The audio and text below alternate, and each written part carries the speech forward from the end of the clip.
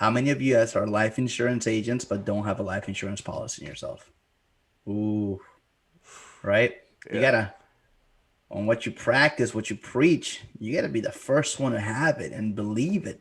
Because if you don't believe in the product you're selling, it's gonna be a little tough for you to sell.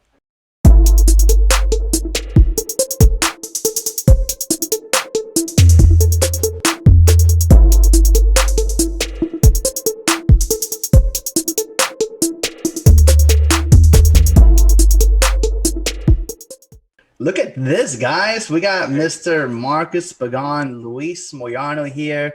We're getting started. Let's go ahead and just roll right into it. Mortgage Protection Mondays, the foundation. And guys, what we look to do here is just provide you guys with as many tidbits, as much encouragement, as much golden nuggets as we can pass, as we can possibly pass your way for you to just get better at making more money for your family. Nothing to hate on there, right? The Exactly, man. one, the only himself. This guy is just like a wizard when it comes to all the things he's putting together. Mr. Marcus Pagan. Marcus, how are you this morning? I'm doing great, my man. Yourself? I'm good, man. Good. I'm moving a little slow today. You guys saw what I posted, all those steaks we cooked up last night, but they were so good. I'm dragging a little bit this morning. It was tough working out. Hey, what are we talking about today, Marcus? Today we're talking about the critical time period as well as the payment protection plan. So it's one of my favorite Critical topics. time period and payment protection. See, it's crazy, right? And guys, remember, we want you to be as interactive as possible. If you're not on the Zoom call, if you are on the Zoom call, stay muted. Just go ahead and make some comments on the chat. If you're watching us on Facebook, we're just like maybe like 2, 3 seconds delayed, but please go ahead and put some comments below. Be as interactive as you possibly can. If you are in And the Zoom this call, way, this way we can keep up and engage with you as much as possible. So critical period coverage and payment protector. So what's funny is that Marcus and I, we do the same thing. We both focus on mortgage protection, but we both do it a little bit differently, right? And so payment protector and critical period to me almost means exactly the same thing. yeah, I To mean you? it's almost identical, the same thing. We'll break it down how it's slightly different, but that's my personal opinion on that. It's I do it a little bit different when it comes to term and whole life, but concept wise, dude, it's spot on. Buying time. Buying time, damn right. So let's talk about how we get to that, right? And when we have to get to that time frame or that spot. And before that, let's just kind of keep communicating about how we do this mortgage protection, right? What is it? And you're gonna know this right away. What is it that we believe in mortgage protection? What do we need to have? A why. Well, that 100% and leads Leads. Oh yeah. leads a why. Good morning, Garrick. So when it comes to the why, I mean, I hope your why is intentional as it possibly can get, right? If you have an intentional why, it's not just going to be because I want to buy a nicer car. It's not because I want to be like, stress free about mortgage, about my rent payment. Your why needs to be the thing that makes you want to get up and drive and push harder, right? And yeah, your kids are going to be it, but what about your kids? It's not going to be like, hey, I do this for my children. I do this for my wife. What about them? Right? I do this because I want to make sure that my wife always feels a sense of security. I want to do this because I want my kids to never have to go through struggle like I had to go through struggle when I was a kid. Find the reason why and like dig that much deeper into it and always ask like, what about it? What about it? And keep going a little bit farther because the farther that you go, the more that it's going to make that why a realization for you. What's your why, Marcus? I mean, my why, man, wife and kids. That's going to be the biggest one for me. It's keeping them happy, Well, what about and them? I mean, I just want to make sure they get the best life possible, man. I just want to make sure, no matter what happens, if I make it home that night or not, they're going to be taken care of. I mean, that's my major focus. I mean, I just want to make sure Oof. they are going to be taken care of. You know what I'm saying? I think you said something pretty important on there, right? And all you people watching right now, We got like 70 something people watching. Tell me, tell me, how many of you guys are life insurance agents but don't have a life insurance policy in yourself? Ooh, right? You Yeah. gotta, on what you practice, what you preach, you gotta be the first one to have it and believe it. Because if you don't believe in the product you're selling, it's gonna be a little tough for you to sell. What would you say? 50-50? 50-50. I mean, I know I own my own policy for sure, so no question about it. Do you only have one policy? We have four, five, so something like that. I got one on my wife, one on each kid, and two on myself. A term and a UL. And after talking to my wife, she wants me to get another term just to make sure that it goes the distance. Um, but that's kind of how it is. That's kind of how we structure it. And let's get into this a little bit, guys. Let's talk about that critical period coverage. Let's talk about this payment protectors. Let's maybe dive in a little bit deeper about what needs to happen in an appointment for us to be able to get to those spots. And we're gonna go ahead and give you the definition of what the critical period coverage and the payment protector is. But as you're in an appointment, and Marcus here, focus with me for a second. The image looks fantastic, man. Just leave it, just let it go. the I multitask. the the appointment you're going into, right? You're going to go ahead and offer mortgage protection. The clients receive the lead, they filled out all their information, they want to find out more, and you get there. What kind of things could happen that are going to lead you to have to address either critical period or payment protector? I mean, I'm asking several things. I'm looking at house, size of the yard, their age, if they have stairs inside their house. I mean, it sounds very mundane and simplified items, but those things are the things I use to help trigger why a payment protection plan will make sense. You know what I'm saying? So that's what I'm looking for. I'm looking to give them some reasons to basically tell me one of two things. One, they're probably gonna not want to keep that house. It's too big, too much maintenance. Two, the second thing I'm looking for, the emotional attachment. So a lot of times, what that means on my end, at least, most people can't bear to live in the same house that someone else that they built together. They've spent so many years in. When they pass away, it's too much for them to handle. So they're usually going to lean more towards selling the property. Does that make sense? Yeah, 100%. So how do you drive to that? Is that a question that you ask early on?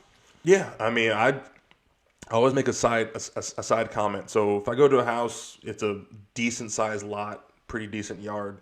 I always ask the husband, "Do you still cut the grass?" And it's more or less to get the conversation going, kind of get things started. But he'll either tell me, "Yeah, no, I have my grandson do it," or I hire someone. Oh, great, okay. And then, or I'll notice the stairs. So stairs with older couples is a huge one. Unless they have a ranch, obviously, but stairs is one of those things where, man, you guys are getting up and down the stairs great. You're doing a heck of a lot better than me.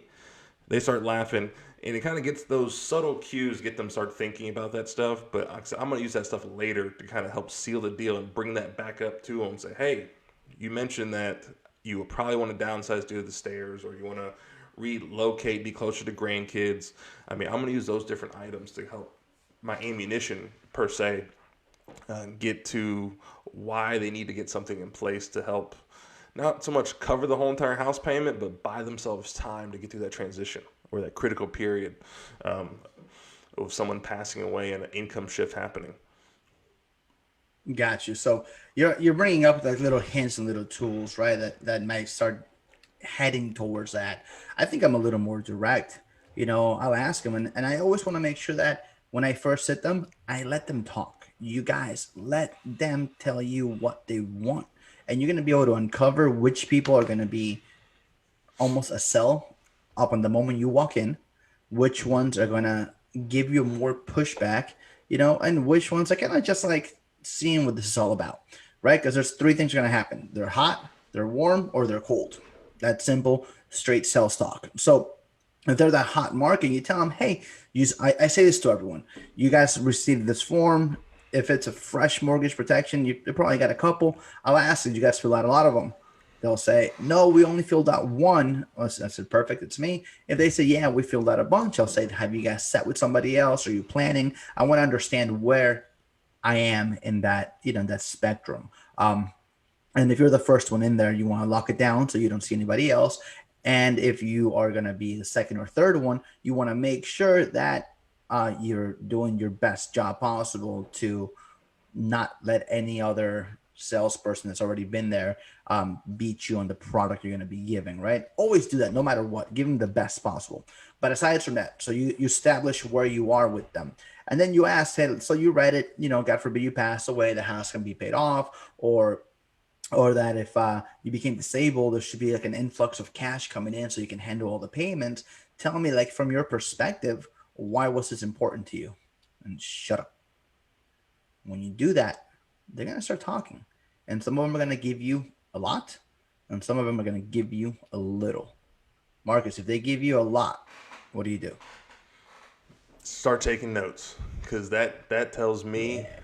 I mean, they're literally selling themselves. They're walking them down the path of why they need it, why they want it, why they can't live without it. Um, it's a make or Yeah. break in many of those different cases.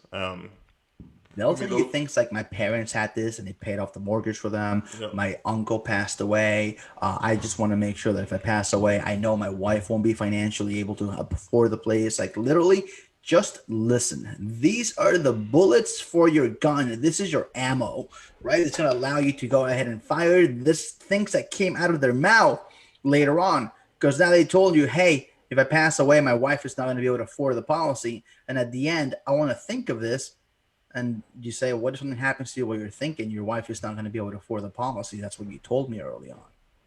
Yeah, let's go ahead and do this, right? So, what about if they're not telling you enough?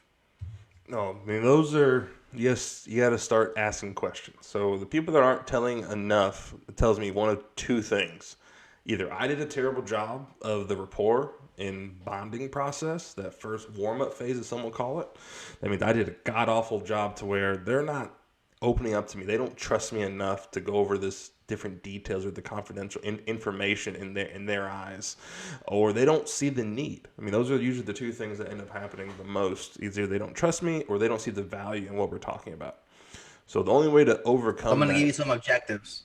what's I'm going up? to give you some objectives that they would give you, not objectives, some kind of rebuttals or objections that they would give me, and then you kind of rebuttal it, right? So they Yeah. ask you, tell me what you want to know more. I'll say, well, I received it and I was just curious. What would you say?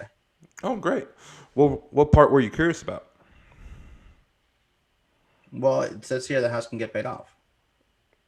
Did someone you know recently just pass away and lose their home, or someone get sick? I mean, what has you thinking about paying off the house? Good job, right? So, oh man, I don't know. Like, I make more money than my wife. If I pass away, she might not have enough. Oh, understandable, totally. So, I mean, what we typically do, like I said, what my job is, I'm a field underwriter. My job is to kind of be like a personal shopper for you, as well as educate you about this whole process, how it all works. So, I go really into just educational pitch, and then I'm going to get them tied into it because then I'm going to be able to showcase the income. So, those are the people that they need to see it on paper, or they haven't really thought out what they're saying. A lot of guys are just talk, right? They'll talk the talk and be the big bad husband, but yet they haven't really thought through the process of if they did pass away, they know they make more money. They don't know how that's actually going to look and affect the wife. So you had to bring in that emotion into the actual system. Um, so I'll start asking questions and draw out that actual income. What's the shift? What the shift's going to actually look like? Which is, I mean, Yeah, that's that a was exactly fantastic it, point. man. That's exactly what I was driving to, right? You want to ask more questions to them telling you, like, I literally told you why. But if you didn't keep asking, it would have just stayed as oh, I'm just kind of looking around. I'm just shopping, right? What's another common objection that you think you'd hear that you want to be able to address in the very, very beginning, Marcus? I just want to see how much it costs. Yeah, absolutely. Right. So we're definitely going to go into that. We're going to find out a price. The ultimate goal is that we figure out what's a comfortable budget for you and we maximize, right? Some people can afford $500 a month. I'm not saying whether you can or can't. Some people can only afford $100 a month. Everybody's different. But what I can guarantee you is that once we figure out what's a fair budget that you guys are comfortable with, we'll find out what product's going to be the right one, how to maximize it. I'm going to give you guys options on what to select, but we want to make sure that upon your passing, your wife is protected. Can you agree with me that for her to get something is better than for her to get nothing? 1000%. Well, Yeah. yeah, I guess it would be. Right? Because then I hate when you hear this type of things like, 40,000 is not going to do anything for her. If it's not 200,000, 400,000, 40,000, nah, it's not going to do anything. Right? What do you say to those? Oh, let's take a small little peek at it. Let's break the numbers down. So people that give me that pushback, it's the all or nothing person. Those are the people that just want to cover the Yep. whole entire thing, or they're not doing anything at all. But they're missing the pain point. They don't understand the value behind how 40,000 in our situation we're talking about with the critical payment plan can make the difference of 2 to 5 years. How that can buy the wife time to transition, to keep the house, sell the house, rent it out, whatever she wants to do with it. It buys her time to make a decision on her terms as opposed to the bank's. So those are actually some of my favorite people to work with, just because I know what their hangup is, and I'm confident in the way we explain certain things and map it out so they actually can see it. Because, like I said, very rarely do I cover the whole entire mortgage. I tell clients that straight up. Hey, we're very rarely do we do what we call a shamu policy. We write a whole entire policy. A lot of times we do a big chunk, or a critical payment plan, or what I would call sometimes the 50-50, where I'm using half the mortgage balance paired with accidental death to cover the other half. So if death by accident covers the whole boat, death by natural causes covers half, or I break down how many years of house payments. So reason just with that's a really good segue, because that's my difference between a critical payment plan versus a payment protection plan. They're both the same thing in terms of concept, but way I differentiate the two from a teaching standpoint, I use critical payment plan as a term product. So I'm taking, whether it's 50,000, 75, 100 grand, whatever that number is, it doesn't matter. I'm taking that face amount of coverage divided by the house payment. So if they have a $1,500 mortgage, I'm going to take 50,000 divided by $1,500 to get the number of months, and then turn that into years of house payments that wife will have or that spouse will have once that person passes away. Showing them how much time they're able to actually buy, right?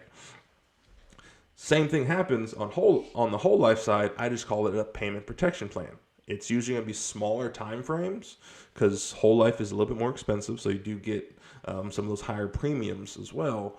But from a budget standpoint, usually fixed income folks, I'm going to go more or less. My baseline is always 12, 18, and 24 months. Give them a year and a half, and 2 years. Start there, then I can work down or do some in between numbers, whether it's a 9 month, 9, 12, 15, 12, 15, 20, whatever the numbers have to be for it to make sense budget wise. I just save the worst payment protection from a teaching standpoint towards whole life products. That's awesome. And you know what? Civic just added on here a couple minutes ago. He said he believes that agents who have a lower AP per application usually don't offer big price because they're shopping with their own pocketbook and not and don't spend a lot on their own insurance. Those with higher AP per app usually spend a lot on their own insurance and don't mind giving larger quotes because they're more comfortable with it. That makes total sense, right? So that's kind of going back to your policies, but to not get off subject here and stay in the critical period. So it's without a doubt the way to break it down and finding on how to give them time. But I like to paint the picture a little bit more because a lot of times it's easy to get that all or nothing or to get a little more pushback on that 40,000 is not going to do anything, right? So then once I realized that going for a larger policy, it's going to be a little out of their range of where it's going to come in. And you always show the high and you always offer the high because if you don't, they're definitely not going to take the high. Does that make sense? Right. So when you're presenting your options, guys, and I went over this with P4 in year two in a different way of showing it, and we actually broke it down on the Social Security survivorship how you can show three different options, but you can look at different ways of showing the product. Right. You can go with like a term that pays off the whole thing. That more likely than not they're going to be in their 40s, 50s, 60s. It might still be high, but you show that number because maybe that's what they want. That's their priority, right? So show the larger number. If you don't ever show the larger number, they're definitely never going to buy the larger number, right? Don't be that agent that puts your own pocket, that puts your financial situation in front of theirs. You never know what anybody else is thinking. You don't know how they're going to act or how they're going to react. But if you don't show, you definitely won't sell. So on the critical period, you want to talk about a couple of things. But like, listen, you don't know if this is going to happen 10, 15, 20 years from now, right? Whenever we're at that point. At that point, you guys may very well want to stay here. You very well may not. But let's say that you don't for whatever reason. The most important thing here is protecting the equity that you have. Right now, there's only about $30,000 in equity. But 20 years from now, if we go accordingly down here, you guys are going to have about $130,000 of equity. If you pass away, George, and Sarah can't afford to pay the mortgage payment, and is just kind of stressing out about what to do or where to get the money, if she's counting on your social security to grow, to start receiving that, that in itself can take 60, 90 days for that change to happen, right? Meanwhile, the insurance, 20 years later, should pay out pretty quickly. Anyways, aside from that, what you want to look into is that she has enough money coming in so that she can handle those payments. Plus, if she doesn't want to stay here, if the house is now too much for her, what other expenses are gonna be there?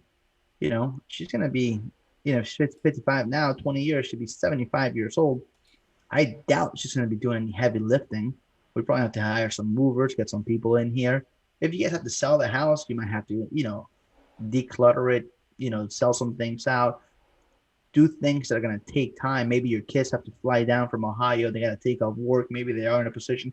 So start talking about all the things that would kind of come into it, right? Say, what exactly is it it's going to take for you to be able to sell this house? Because at the end of the day, if she doesn't make those payments on the mortgage, 1 month, they let you catch up. Second month, they let you catch up. After the third month, that's going to start raising some red flags. And if payments don't start coming in and you don't start catching up, guess what? Your wife is not only going to lose the house, but she's also going to lose the $130,000 of equity, right?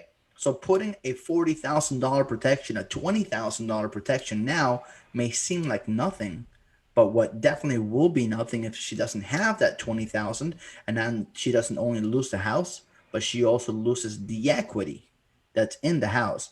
Now she's got no other options. Now she can't buy another place. Now she can't downsize. Now she can't do much of the things that she needs to do. And we're putting that much more of financial strain. Does that make sense? And that's when you really get them thinking. You're like, wow, I didn't think of that. Have you ever used that, Marcus? Oh, all the time, man. I mean, it's usually an aha moment, or you look like the savior. I mean, if you do it correctly, and you really can paint that picture and really showcase what this plan can do for that family and how it can be a game changer for their situation. Not when that, not if that time comes, but when that time comes. I mean, literally, that's all the last week when I was, like I said, all those door knocks. I mean, people thought I was literally walking on water in terms of the concept I was giving them, because it was the same exact stuff. They were all payment protection plans. There was nothing covering the whole entire house, but it was asking the right questions to uncover further needs, or leaving them better than what I found them. I mean, I take a lot of pride in doing that properly. Whenever I replace a product, it's usually ends up in two things. One, they're in a better situation, but two, the premium I sell them is always higher than what they were paying before. Not because I'm showing them exuberant numbers, I'm making the numbers make sense for the exact situation. They see the value in getting more out of that policy by spending an extra 20, 30 bucks a month more to get exactly what they were looking for, and it paints the correct picture for them. 100%, man. So just kind of back into that, right? Critical period coverage. This you can break down, you can explain as that time frame when she can't make the payments, right? Mm-hmm. When if we don't start making sure the payments are being received, that you guys might lose the house. That time where your social security is not switching over to hers yet, when things are stuck in probate, and you guys know things can stay stuck in probate for a long time sometimes. So that's the critical period. If we don't put something in place that's going to pay out fairly quickly, that's going to help your wife out, this could critically go bad, right? And the other one, the payment protector, that's when we talk about, I kind of combine them both, to be honest with you. We talk about the amount of time that this policy is going to allow you to have help for making payments on the mortgage. And so that breaks down critical period, payment protector, how we go into them. How do you pitch it? Yeah, so the pitch is very, very simple. So starting with the payment protection one first to kind of build off of that one.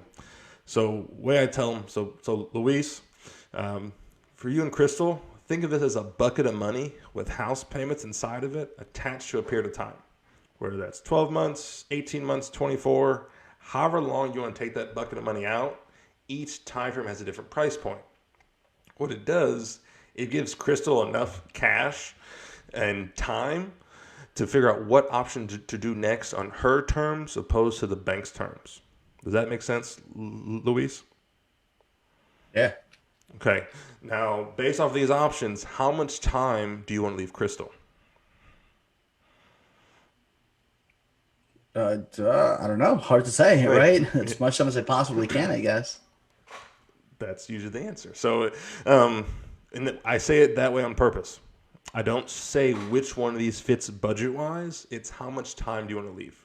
Because in your mind, you're thinking about is 12 months enough? Is 18 months enough? Or would 2 years make more sense to make sure no matter what happens, she has that 2 year cushion? At that point, you're not even thinking about the budget. It doesn't matter how much it costs. It's when you want to make sure the timing's correct, right? Is that how your thought process worked? Even if it was 50, Yeah. 75, and Yeah. 100, you was like, hey, I want to make sure she has 2 years, point blank. I don't care how much it is. 2 years is the magic number. So folks, they do the same exact thing inside the actual house. Now, do I when I go to post close, I do confirm the budget makes sense. I'm not going to sell them a $500 a month policy when they only make $700 because he wants to give her 3 years. I'm not going to do that. But the generalized concept to get them thinking and to get that pain and to really understand that did they see the value? Did they feel the pain that I was drawing up in that picture that I was painting for them? It's usually indicative of which option they end up picking. Now, sometimes they'll start saying stuff like, hey, I really like that 12-month option. I think a year will be the best case option, but my budget can only afford the 9-month option currently. Perfect. That's fine. Let's start there. We always can adjust it later.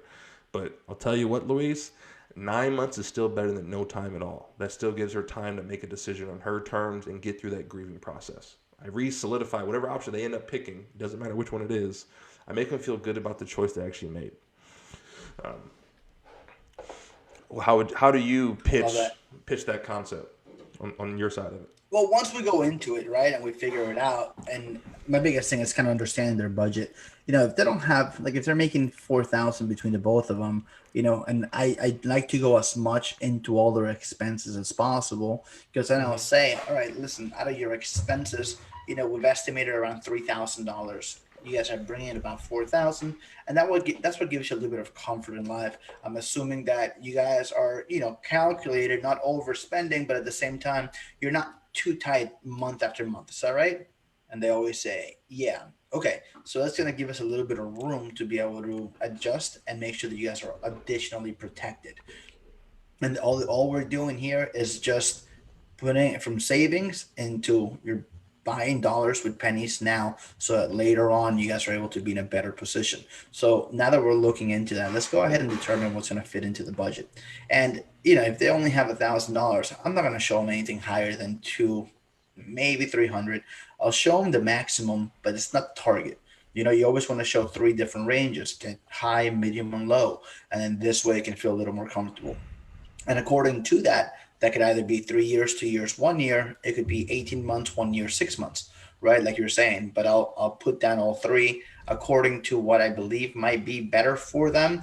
Having put in them first. But I think now that I'm even talking and listening, I think Josh Civic just kind of put it in front of me. Like that's not my decision to make. I'm just going from experience. But my experience is not always going to be right. So I gotta just open it up and let them have their option of selection. But that's how I'll do it. I'll do a three option close, and I'll say, hey, now that we determined that you guys need to be able to buy some time to make sure that she's okay, let's go ahead and have these three options. Yeah, even I mean, I go one step further. I mean, I do the three option, but when I do the whole life payment protection plan, there's technically four. So my fourth option is the max. So I do a max out, the most available coverage that a carrier. So whatever carrier I'm going with, I'll max out the policy. So if it's an AMAM, I'm doing the full 35,000 accidental to put the number out there to see where they are. So I'll go full. Here's the most coverage this company is going to give you. It might come out to 36 months or 37 months, some weird number. Then I'll go 24, 18, and 12. Just to put it out there. I said, you'd be surprised. If you show it, some people will buy it. But they can't buy it if you don't ever show that actual number. It's simple as that. So, like, I mean, Civic's spot on. I mean, a lot of people shop with their budget with, I mean, great example. If you're stuck on buying leads and, hey, you only can budget $250 or $300 a week, asking someone to spend $200 or $300 a month on an insurance product is going to be bizarre to you. So you're likely going to show a lot less premium, which means your sales will be smaller. Not saying people don't buy smaller and people don't buy bigger. It goes both ways, but I'm telling you, don't be afraid to show those larger numbers. If it makes sense, it makes sense. If not, you have the other numbers to fall back on. Another little pro tip. Once you go down, if you're going to say, you look at all three numbers, they say these don't make sense budget-wise, start crossing out the numbers from the top and then adding a lower one underneath. Don't just make a slew of 6 quotes with 6 different prices. Start taking away options to keep them focused on the 3 options available. I learned that the hard way numerous times because I used to confuse the crap out of people. I mean, I was showing way too much stuff, and then they're like, the first answer, I need to think about it. That means I did my job poorly. I confused them, and confused people do nothing. So if you're going to show more quotes than what's listed, starts taking away quotes that you've already shown, putting a line through them just to keep their attention on the most active 3 or the most recent 3. Awesome. Hey, I want to throw a real live pushback that I see a lot. So I'm in South Florida. I come across a lot of retired people that just moved down, right? You have your 65, your 60, your 70-year-olds getting 30-year mortgages, and that's just the area that I'm in. So like I know that's going to happen, and some of the younger people get it. And to be honest with you, every now and then selling the older people's easier than selling the young ones, just because they believe they're going to live forever. They think their work insurance is going to be more than enough coverage. The best But thing now ever. here's the kind of things that I run into, Marcus, and tell me where you'd go with it. They have some type of work insurance left over, but they don't have a policy and they don't know how to look into it, right? Mm-hmm. Um, Sometimes, every now and then they have it. Most times they don't. But let's say they have 50 grand, they think it's going to be permanent. They're not paying anymore, but they swear that they have that. And then they have a 401k that they're not even touching right now. Obviously, it's an opportunity for an annuity, but they have that and they're counting it. But like, oh, I have $200,000 if I pass away. She also has that. And so having those two things on there, right? And those are the things that they're using to say I'm kind of good in coverage. How do you shift into incorporating those, putting those aside? What do you how do you have to use spend it those? first off. So anything insurance wise, you have to either spend it or leverage it. So you can go 2 ways. Spend the money in terms of that money's already accounted for.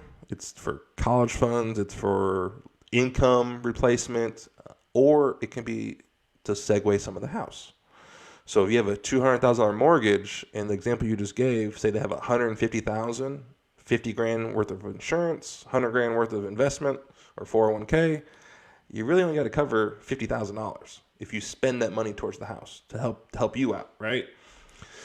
Or what ends up typically happening, so I've seen these people numerous times. I've dealt with them. This is how I got them an actual annuity sale I did about last month? Yeah, February 1st. Whole life didn't make any sense to him. He was like, I don't see the value in spending $118 a month for, technically it was like 14 grand of coverage for, it would end up being about 18 months of house payments. Doesn't look too bad on paper. The guy is 67. But What I messed up on my end, I didn't ask enough questions. He didn't see value in it because he had 300,000 sitting inside his bank account. So it's a good old Matthew Mullier pitch. You want to see the for cost option or the no cost option? Just let sit there and be like, what are you talking about? Well, that's the for cost option. You just looked at it, you don't like it, doesn't make sense budget wise. And then they're like, okay, so what's the no cost option? What if we can leverage your current assets to help take care of some of your house payment and buy your wife time? And it doesn't cost you any money out of pocket up front on a monthly basis. Would that make sense to you? I'm intrigued. Yeah. So all we're doing is we can leverage their current assets, whether it's old 401k, checking, savings, any type of lump sum of cash, and put that into an annuity product to annuitize, obviously, and get some type of baseline growth. Then you can still take that money out as withdrawals or as a death benefit later on. It will still do the same job. It's going to be better than sitting there inside their bank account, getting a little bit of interest. Even if they take an income rider off that money and they can get a couple $1,000s a year to help offset the house payment, it will make sense long term for that spouse. So literally, we rolled 50 grand because he had 300. He said, let's start with 50. Once income taxes are done, tax season over, once I know what I have left after what I owe, I'm probably going to do some more. But 50,000 just with the income rider not being drawn until his RMDs happen at age 72. So we have 5 more years to go.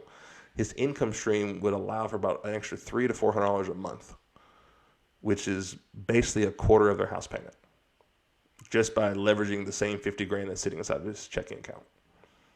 In his eyes, that shows more value to him, because then if he did pass away, we end up doing, I think it was that by the time 10 years later, the account almost doubled. So 50 grand turned to 90. So if he passed away in 10 years, his wife gets 90 grand, 40 more thousand than what she had to start with, minus the taxes, obviously. So, I mean, I love that. it's value. I think we have to put a little more focus into getting some more in-depth annuity training, and we should probably talk to Vinny and I don't know yourself or Matthew Muller into helping some of the newer agents, myself included, just get better at annuities because there's so much opportunity out there, and there's so much money that can be left behind the table, and opportunities for you to truly be able to help families get better at that.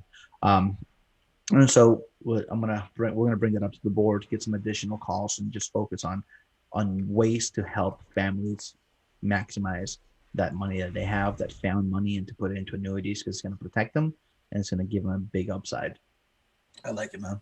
Oh yeah, dude. Yeah, I mean that's literally that magic question has found a ton of money, and it honestly it makes sense. So it's those type of people that don't see value, which it was my fault because for not asking the financial questions deep enough on the front end, or the people that aren't healthy enough to get actual coverage where they're going to be either a GI option and they have a little bit of cash. You can leverage those assets to help get them to the same place, to help take care of their house payments and buy them time. So I think the biggest takeaway of today's call, buying time. It's the concept, even in your situation we talked about yesterday. Unfortunately, not everyone's going to be able to get term. Not everyone's going to be able to afford a quality mortgage protection product depending on their age and how much their loan is. There's other ways of doing this. There's other ways of getting people into quality products that still make sense financially, still is doing the fiduciary duty to the client, just by asking questions and doing some good structuring of products. I mean, using these different concepts to buy time or understand that covering the whole entire house payment's not that important. As much as you think it is, it really isn't. Because even someone younger, if you get a check for 200 grand, the worst mistake that person can make is writing a check to the bank for $200,000. They have more power within having the cash, making house payments, and making a sound choice financially, than dropping one lump sum check. Because unfortunately, the bank's going to turn around the next month and ask for the full monthly house payment again the following month. It just makes one big old payment. So it's an MP. We can take a deep dive. There's a lot of different thoughts and thought process behind it and concepts. I mean, that's why we do these calls, so we can start sharing these nuggets. And we appreciate you, Garrick, for dropping the gems on the chat for us. But dude, it's a lot of cool stuff that you guys can do with There he is. That's what it is, diamond. I mean, you just woke me up. I didn't even think of that as an option. If you find somebody that has 300,000, yeah, they have it in the market, and it's got some upside, but also some downside. But you say, Mhm. hey, man, if you put this over here, not only is it going to safely grow, but if we do an income allocation 5, 10, 7 years from now, that's going to actually give you, I don't know, half your mortgage payment, your full mortgage payment, for the rest of the time. So now not only does she have access to the money, not only is the money growing, but she's gonna have the mortgage paid for, building, putting money right into your equity the whole time. That's genius. Yeah, Look at I that. mean, and Thank you, Marcus. we're not We'll even sell talking some about mortgages taking with that the whole insurance. entire thing, man. You only need a small little piece of it too, so you don't have to roll in the whole entire amount to make that happen. But you gotta look at it from the income loss standpoint. So if you can take a piece of their money now and leverage it, safe growth without any of the downside market risk, where they can even recoup, just like the Social Security income protection option, they can recoup some of that income they're used to having. That can make them whole again. That can be the difference between them keeping that house and them having to foreclose that house or do a short sale, just to get rid of it, to stop Massive. to stop the bleeding. So we've been talking for 45 minutes. So are there any questions, guys? You want to drop them in the comments? Drop them in the chat. Yeah, guys, drop them on Facebook, drop them here on Zoom. Just want to remind you guys, leads are our bloodline. Without more leads, you won't have people to see. So make sure you set your budget and you do it consistently where every single week, no matter what, you have some lead flow coming your way. If you don't have that lead flow, it's going to be impossible for you guys to keep finding new family members to go sell to. Right.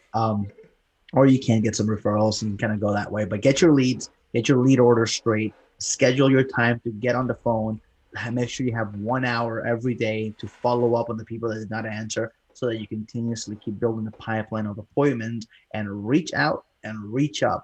Call Marcus, call me, call Garrick, call Matthew Muller, call Matthew Murray, call anybody that you feel that would be the person that's going to be able to help you. Josh Civic. Josh, give your number out so like more people can call you. But they're gonna go ahead and reach out, and please reach out because that's the way you're gonna find success. You can't learn everything yourself. I can't tell you how many times a week I call Marcus Bagon, I call Pete Fournier, I call Josh Civic just to be able to like get a different perspective on the scenario that I'm running across.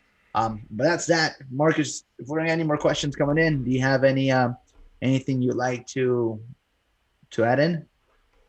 No, only thing is tune in tonight. I have Ray Bruce's beautiful wife, Shauna Bruce, on as my guest on the national call this evening. So super excited for it. She's a phenomenal agent. She has a fun story to tell, and she's talking about her persistency.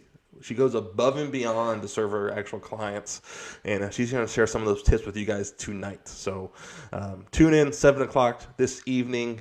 That should be a fun call. So make sure to hop on either the Zoom or the Facebook stream. We will be live. So, but until then, guys, let's have an awesome week. It's a brand new Monday. We'll talk to you guys soon. I love it. Let's get a guest on next week.